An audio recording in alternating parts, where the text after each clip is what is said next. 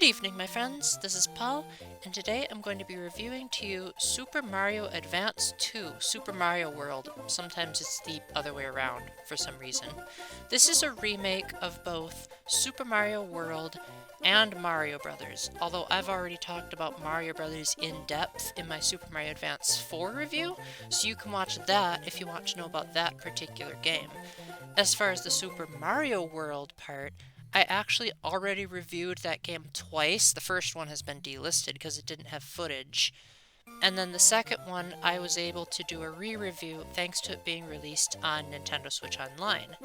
I did a look-through of that original review before recording this to see if my opinions have changed, and for the most part, they're still pretty much the same. However, this review is going to go over the changes and the differences made to this port, and whether it's worth the double dip or if it's an inferior product. Now, I had a look over on the Super Mario Wiki to make sure that I didn't miss anything, because I'm not a Super Mario World apologist, as I proclaimed in my original review. I didn't grow up with this game. I didn't even own a Super Nintendo until I got the Super NES Classic Edition. So I'm not that person who's looking at every little pixel with a fine-tooth comb and saying, oh, that's different. So I'm just going to list most of the major changes that are going to have a significant impact. For starters, since it's on the Game Boy Advance, certain restrictions had to be put in place. The screen crunch can be a bit much sometimes, as there's far less field of view, which makes certain platforming sections really annoying because you make blind leaps on certain levels. The sound quality has also been significantly compressed, with most of the songs sounding far worse than they did in the original. It's no Sonic the Hedgehog Genesis levels of bad, but it can definitely hurt my ears when I already don't really like MIDI soundtracks on the Super Nintendo that much. That being said, the one exception was the Ghost House. I do think the vibrating sound they added actually makes it sound scarier. A couple of other major additions are there's a new opening cutscene. Apparently the ending cutscene has been changed as well. You can now play as Luigi instead of just Mario to replace the fact that there's no longer a two-player mode. Luigi plays slightly differently than Mario.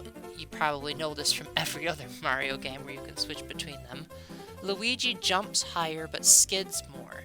They've also added a couple of additional tweaks to Luigi's moveset to really make it feel like you're playing as a new character, such as the cape physics working a bit differently, the fireballs working differently.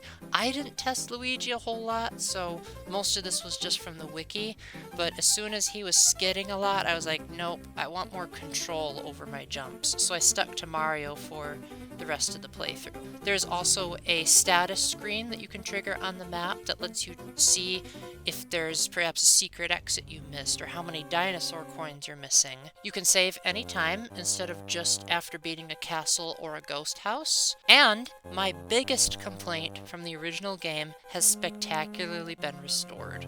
One of the things that I groaned about the most in my original review was that when Mario gets hit by an enemy, he automatically reverts back to small Mario, which I complained about so much that I said that it made the mushroom pointless. Not in this port.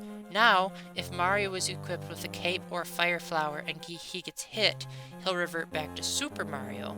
And if he gets hit as Super Mario, he reverts back to normal-sized Mario, which is how the new Super Mario Bros. Games operates.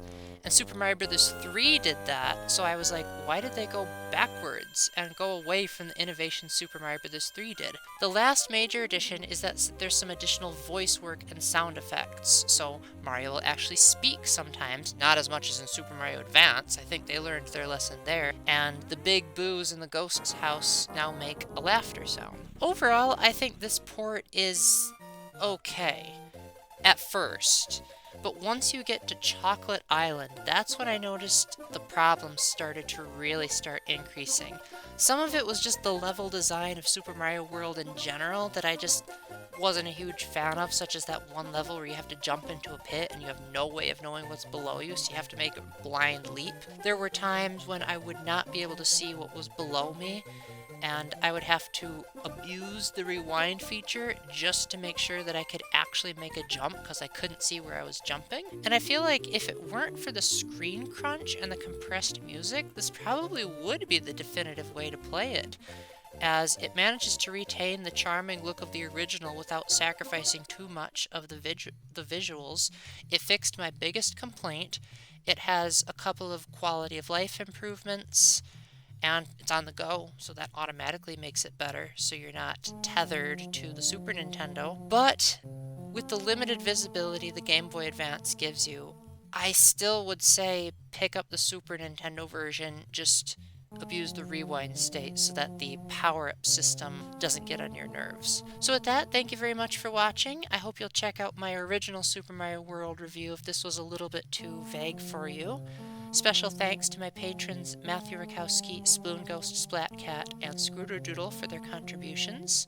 The link will be in the description if you'd like to join, and until the next time, remember to keep the faith, stay epic, and God bless. Bye!